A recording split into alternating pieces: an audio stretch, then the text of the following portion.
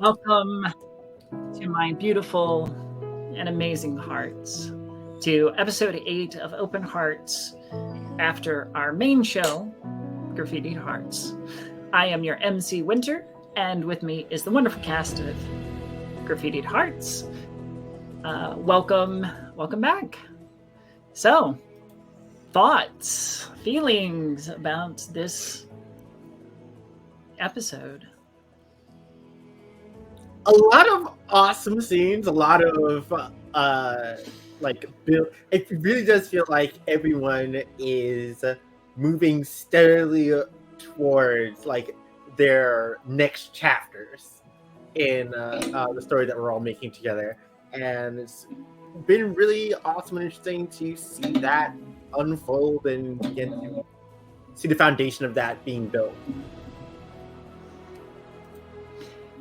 Absolutely. Anything else? Feel free for anyone else to jump in. I am just... I think my favorite thing was Rosalind dealing with her dad. And just the... finally took a pretty hard stand there. Yeah, just like, I killed my girlfriend. Well, she doesn't know if she's dead or not. But like, I gravely injured my girlfriend. I gravely injured my girlfriend. She's only slightly dead. Only mostly dead. This mad scientist. Dead, yes. Well, that ruins my plans for funding her care. I mean, does it? Gotta get in contact with this madman. What was that, Val?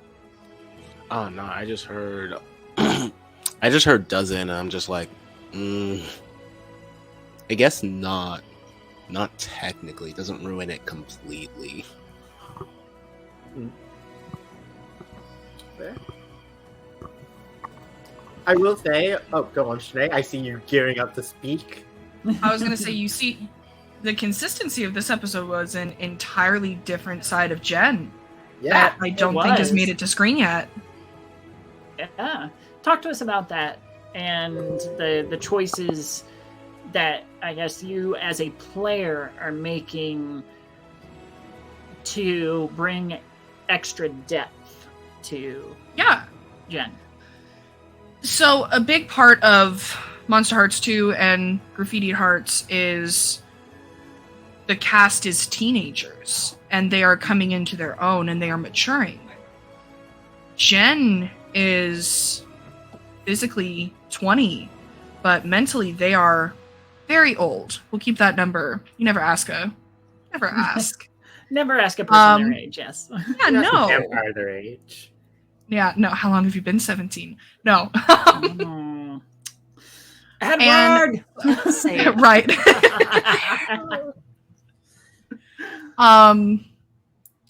So because Jen came into the campaign, even though they were an NPC, older, there were conversations that I had with Winter about how I wanted to approach Jen and how that would ultimately fit the theme of self-discovery, coming into your own, all of that. And what I ended up deciding on was it is the emotional making of all of you, but it's inverse for Jen.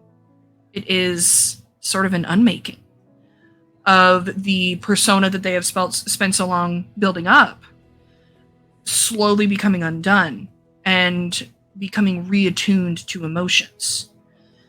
And at the moment, it's very, very diluted because everything that Jen did was still directly following their sire's orders.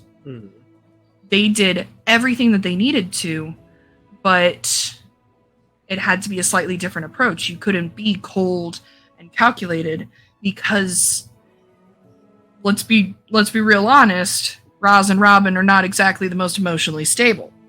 Oh yeah, no. And so in Jen's mind, that was, okay, well, let's look at this strategically. Let's shift. Let's match that care and be a steady presence, but drop the game of chess in so blatant a form. They're still very much playing chess and like slowly getting places, but it is a buildup of caring and genuinely things matter. It's also a method of getting others to drop their guard too.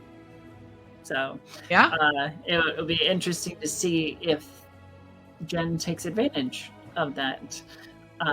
Speaking of Jen drop guards, almost did actually. Really? With Rosalind.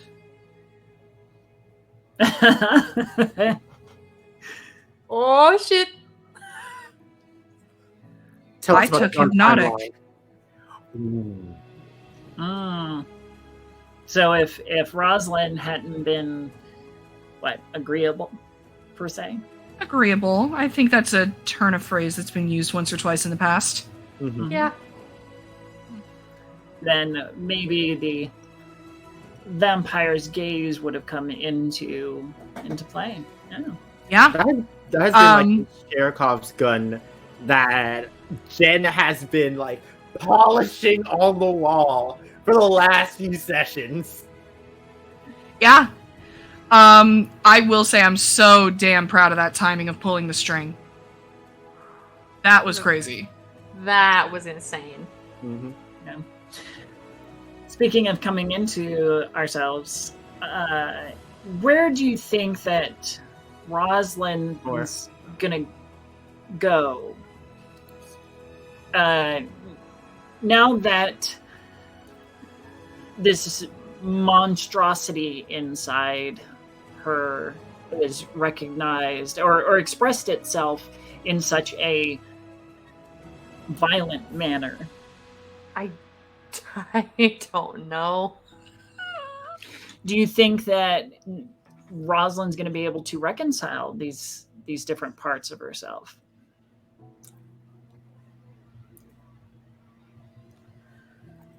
Hold on a second. Yeah. Say that again. No worries. Give me it. No worries. Team me up. I was wondering if, from the player's perspective, your perspective, is Rosalind going to be able to resolve or find a synchronization between the parts of herself? Possibly. I think it's going to take a lot of work. Okay.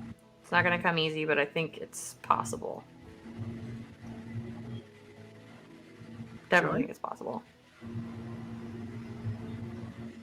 All right. She's just going to need to take some time and not make a lot of giant choices immediately, which she's probably going to have to do anyway, but it's fine. It's fine. There are a lot of choices, and not all of them good. Yeah. Speaking of choices, Robin, yeah. Yeah. We have gifted Jen quite the ammunition for that gun. You don't know Yeah. what's your true name. But you're going to need to DM that to me so that I have it. Oh, yeah. The exact spelling. Exactly.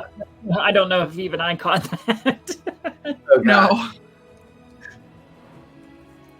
No, But yeah, that was huge. Holy Yeah, shit. That's a huge one for not only someone to know and give their true name, but especially in fairy lore, a true name gives you power over the entity. The So, ultimate show of trust It between is. one fae and another is the exchanging of true names. Yeah. No, that earned a lot of respect in Jen's book. And it set up the potential of like honestly, if anything, I think that was the most profound thing for Jen this episode is the like, oh, there is the foundation of an actual strong friendship here. Because I think if anybody in the party understands Jen and the way that they navigate their life, it's a Fae. Oh, yeah. So that is going to be very fun and interesting to explore. One thing I really enjoyed exploring this section was Mason and Robin. I think I said I was gonna be like, the one thing I enjoyed exploring was Mason's body. Oh, absolutely. Oh my god. Yeah, it especially after last session and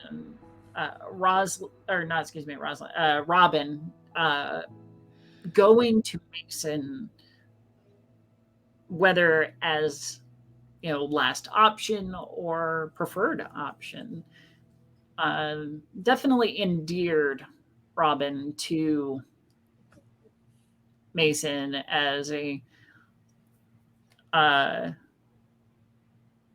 maybe woke him up a little bit. Mm-hmm. Alongside all the other things happening in his life, like, I got the shit kicked out of me. Oh wow, the Ursas chose Reese over me. Perhaps, maybe I've been going about this the wrong way. And so all those things kind of like coalescing. And I don't know. I honestly didn't think that they would end up being so wholesome, and then they, as they have been. Like, honestly, they've been the most wholesome couple thus far on Graffitied Hearts. Let's see how long that lasts. I don't know. Personally, I mean, I'm not going to indicate which way or any way it's going to go, but personally, I would like to see how it develops, and maybe we can keep an element of wholesome, love among the group, among all of this chaos and God knows we fucking need it. I know, right? We need that. So, what'd you say, Sinead? I was just like one example of an actual functional relationship. But I actually see like Robin and Mason being a pretty like decent power couple. When it comes to like kind of maneuvering the Ursa Mages and essentially Robin kind of becoming a mirror image of their aunt, being like a bastion of community in like a different way. Interesting. Generational. Kind of sanctuary. It's generational. Yeah, we're gonna have to see how all of these characters develop between our seasons. If you're just tuning in or may not have caught it before, we are nearing the end of season 1. We have, after this, 3 episodes left. And hopefully we can bring it to a dramatic conclusion that will leave you wanting more for when we come back, potentially in January for season 2. But we are going to have some specials in between. I don't know if I've talked to the entire cast about this, but I'm considering doing some holiday specials in between. One shot stories that will fill the gap until we start season 2, potentially in January. So that is in the works. It's worth noting that Day of the Dead does fall on a Wednesday. Oh my god, we have to! That is going to be awesome. And if Day of the Dead is not a Val episode, I don't know what it is. I know, right? Right? I think that would be a perfect opportunity for Val to take the reins of the show for the most part. But speaking of Val, welcome back.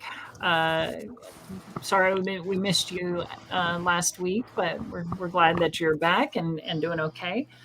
Tell us what Val. It was a very tender moment going into Alice's hospital room. What level of care and love did Val have for Alice going into that and coming out of that? So the thing about Val is, for Val, Alice was their best friend. In Val's mind, Val has this entire little fantasy of what would have happened if Val never died. In Val's head, Alice would have been like her sister. Alice would have escaped her parents, and then Val would have seen Alice kind of have this crush on Rosalind, and then Rosalind and Alice would get together, and Val would tease Alice endlessly about it. Take pictures of them, third wheel, make jokes about it. It's this thing. Like, that was the life Val was supposed to have. It was supposed to be as essentially Alice's sister. But then, Val died. Then this hunger became a thing.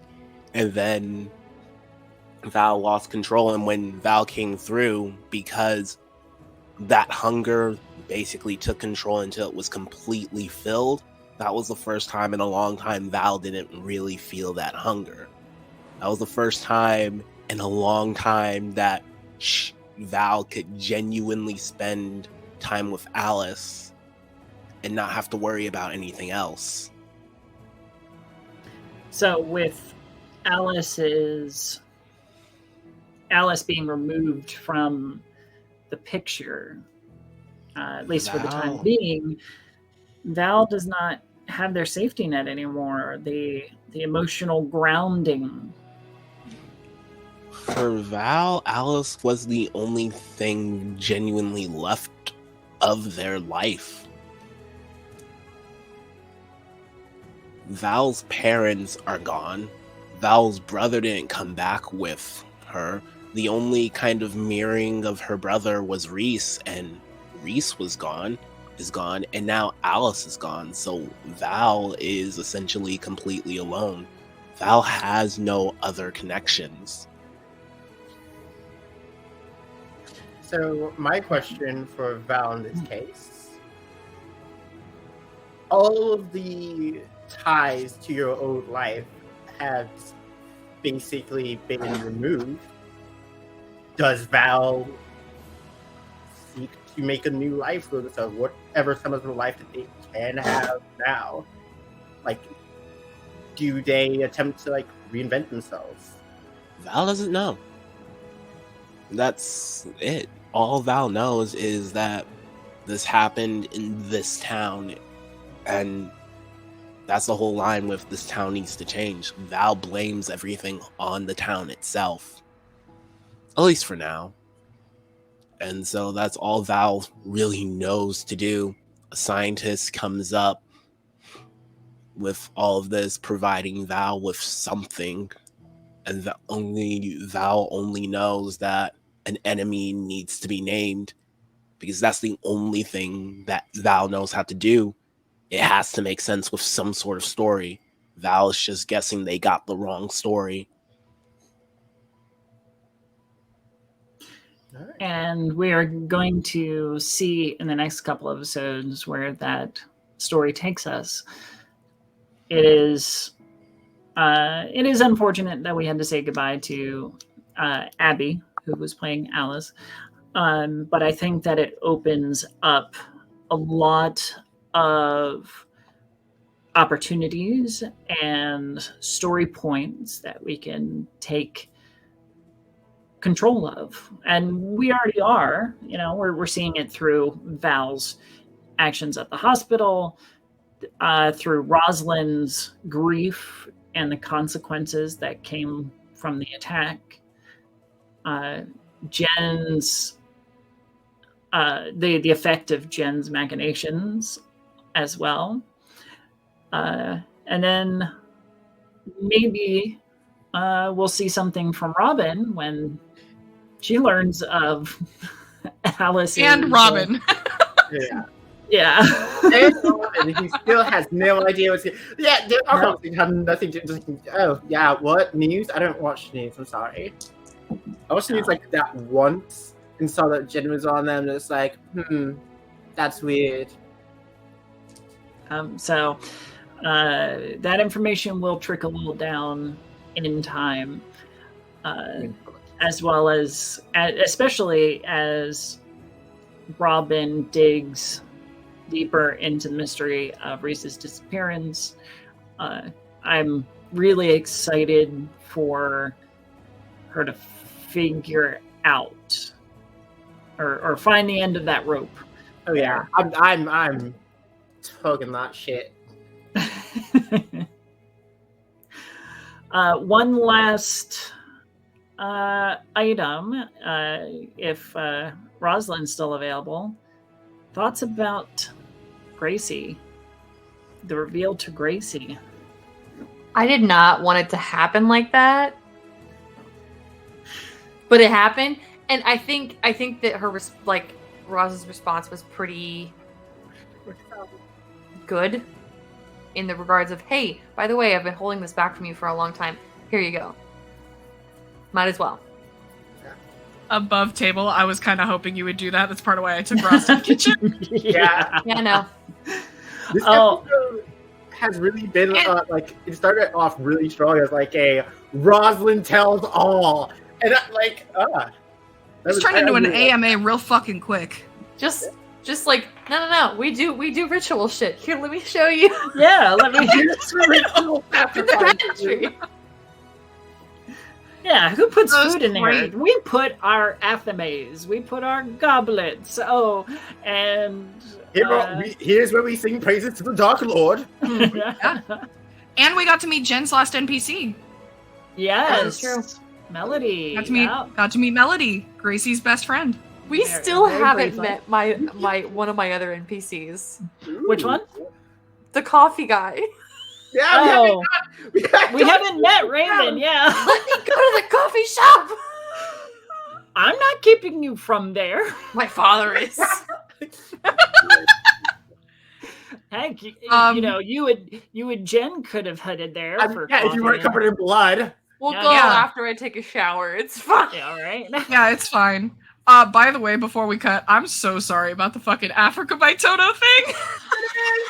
Wait, no, you promised our viewers and the explanation of Africa The explanation. by Toto being about I did. werewolf. Okay, so I always focus on the couple of lines in the second verse where Yeah, pull up the lyrics, Sinead. Yeah, where it says, Happening. I seek to cure what's deep inside, frightened of this thing that I've become. And you know, in other kind of modern fantasy movies or supernatural movies, you know, people go to voodoo doctors or witch doctors or whatever to seek a cure for whatever, you know, curse is upon them and stuff like that. And bless the rains in Africa is the cure is in the rain that comes down on Africa. So Yeah. Joe has heard me rant many a time about Africa by Toto. Because there's also a very specific reason that song is my ringtone, and it's because like I had a friend that we were at a bar one time, and I asked the DJ to play Africa by Toto, and he's like the shitty kind of hipster, because that's what happens when you're in grad school. Okay. And he's like, ugh, I'm gonna listen to that. Like, this song sucks. It's so poorly written. And I was like, all right, Adam, fuck you. Like, this song makes me happy. No. Leave me alone. And everybody else at the table, including this man's wife, was like, yeah, Adam, fuck you. And so I got petty. And I was just like, you don't like this song? Dope. I'm gonna make it appear in your life as much as possible. because he was my DM at the time. So I made my phone ringtone Africa by Toto. Oh, And my mom has a notorious habit for calling me in the middle of session, completely unintentionally. Mhm. And how convenient that my phone just didn't happen to be on silent that time. It turned into, like, Joey was in on it, who plays in Starbottle. Like, there were so many people. His wife picked it up. We would all listen to it. We would send him videos of us listening to Africa in the car on Snapchat, and it just says, "Fuck you, Adam." It has been 6 years. They have moved to Ohio, and his wife picked up the mantle on her own. Like, this poor man is surrounded by Africa by Toto out of nothing but a single comment in a bar. That is Cheers, just mean. Mike. That No, is- it's amazing. Yo, I sealed my He likes fate. the song now. We got him. he's been Converted him to exposure therapy. yeah. Yeah. All right. Well, any final thoughts about the show, about the episode? Anywhere that any of you would like to see the last few episodes progress? All hell. That's what I want to see.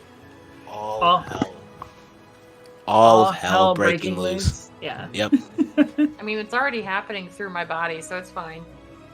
Yeah, hell is quite literally erupting out of every orifice of Roslyn. Jen's having a Black good day. pitch just kind of coursing down the. Yeah. And Go on. Go on. Oh, go ahead, because I'm going to put Winter on blast in a second. Uh-oh. I see.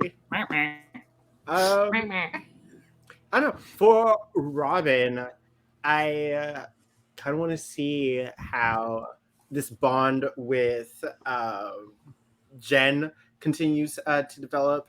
How the relationship with what shape the relationship with Mason like properly takes. If ever there will be like any proper ties between Robin and Roslyn at all, because like we've interacted like the one time. Yeah. You've been orbiting around each other, absolutely. At some point, we will collide. It will At some happen. point, we will touch. You and I collide. On a level of someone who started as an NPC, and so I was largely a viewer until I was added to the main cast. Also, read as I was backstage the entire episode waiting for the Mirage to come into play. I'm very curious to see what the next interaction between Robin and Val is going to be after that fallout. Oh yeah. Ooh. It's gonna be fucking spicy. Yeah. Jen I is a laughed- target. Devouring several people. Right in front of him. Yep. And I just got in the car and was like, nope. I need to I see what happens about Bryce's car. He was murdered and I have his vehicle. I actually need I- Bryce's car. You need Bryce's car? Yeah, I need Bryce's car. I have Bryce's car and there's no way Robin's just going to give you Bryce's car. Unless the cops are after Bryce's car, in which case, take this car. Drive it into the lake. Send it to the Feywild. Send it to the Feywild. They would Oberon's love it. just like, the fuck? They would just love it. Full Harry Potter that shit. Just boom. Mhm. All right. To put Winter on blast real quick though, you are a phenomenal MC and you are telling an amazing story. And we as the cast can only go so far as the story that you have created for us. And I take so much time to tell Winter how good of a job she's doing. And every time she's like, no, it's all you. Bitch, no, it's not. You do a phenomenal job. And I'm going to put you on blast because you deserve that recognition. You deserve that love. Absolutely. You steer this golf cart to hell. Wait, Golf. What the hell? Why do you have to be golf? Golf cart to hell. Tell me Shadane lives in Florida without telling me Shadane lives in Florida. Oh, yeah. refers to the session and the players in the game as a golf cart. Oh, Being steered by their illustrious driver. Thank you. Yeah, just as my retort, I suppose, is that this story is what it is because of all of you. All of I have my Include moments of creativity, but I thrive best when I have others' input. I thrive best when somebody gives me a foundational idea and I go, oh, but then we can link it to this, or we can do this with it and stuff like that. So it's been an honor and a privilege to be your MC and to steer this cart. Even as you light it aflame and strap Welcome. C4 to it. Welcome to our new after show name, Open Hearts and Golf Carts. your name. Let's go. Yes, absolutely. But